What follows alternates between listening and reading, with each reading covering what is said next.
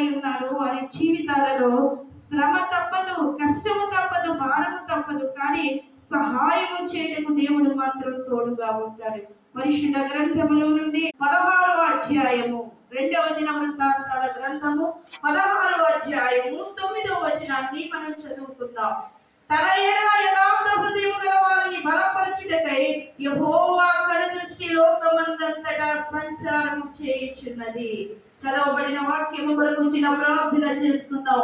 పరిశుద్ధుడా, జీవాధిపతి, జీవము కలిగిన మా తండ్రి, నీ పరిశుద్ధమైన నామానికై వందనాలు, స్తోత్రాలు నాయన. నిజమే ప్రభా, మేము శ్రమ కలిగినప్పుడు మా భక్తిని మర్చిపోతామయ్యా. అయా, కలిగి ఉంటే పరిస్థితులలో చేసిన నిబంధనలు మేము మీరిపోతాం కొద్దిమారు. కానీ కొందరైతే ఎవరు వారి హృదయంలో ప్రతిష్ఠించుకున్నారు, ఎవరు దేవుని కొరకు ఎదురు చూస్తూ ఉన్నారో, దేవుని యథార్థత కలిగి ఉన్నారో వారిని బలపరుచు. కొన్ని మారిన బలహీనమైన పరిస్థితులు వచ్చినాయన, వారు ఆ శ్రమలలో పడిపోవలసిన సమయం వచ్చినప్పుడు నాయన వారిని బలపరచుటకు నాయన నీ కను దృష్టి వారి మీద ఉన్నది. నీవు దృష్టించి చూస్తూ ఉన్నావు. బలముని ఇవ్వడానికి, శక్తిని ఇవ్వడానికి, నీ బిడ్డలను నడిపించడానికి, వారిని బలము కలిగి లోకయాత్రను ముగించడానికి నాయన నీ వారికి తోడై ఉన్నావు.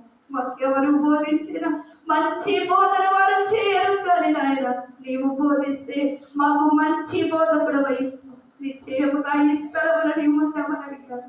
ఎందుకంటే వచ్చి వెళ్ళే వారిని ప్రజలు నీవు తప్ప వేరే వారు ఏమీ చేయలేరు. మా బ్రతుకులను నీవు మాట ఇస్తే దాన్ని నెరవేరు. ఆ మాటకు తగినట్లుగా మేము జీవిస్తే కనుక నీ సన్నిధిలో నాయన మేము మేలు పొందుకుంటాం. ఇచ్చిన మాటకు తగిన జీవితము మాలో లేకపోతే కనుక నాయన ఆ శిక్షకు, అయా అవమానములకు మేమే పాత్రలం అవుతాం. కాబట్టి అయ్యా, ఏ స్థితిలో ఉన్నా నీ యథార్థతను విడిచిపెట్టవద్దంటున్నావు, నీ నీతిని విడిచిపెట్టవద్దంటున్నావు, నీ భక్తిని విడిచిపెట్టవద్దంటున్నావు, నీ ప్రవక్తలను కాపాడుకోమంటున్నావు, దేవుని యందు భయభక్తులు కలిగి ఉండమంటున్నావు. కాబట్టి ఆయన దేవుని యందు భయభక్తులు గల వారికి మేలును కొనువై ఉండక మానదు.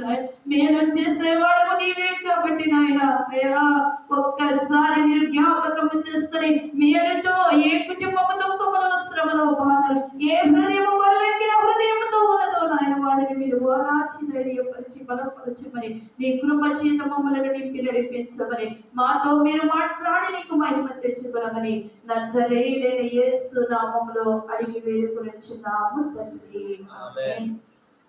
మనం చదువుకున్నటువంటి పరిశుద్ధ లేఖనములో తన ఎడల యథార్థ హృదయము గల వారిని బలపరచుటకై యెహోవా కనుదృష్టి లోకమందంతటా సంచారము చేయుచున్నది.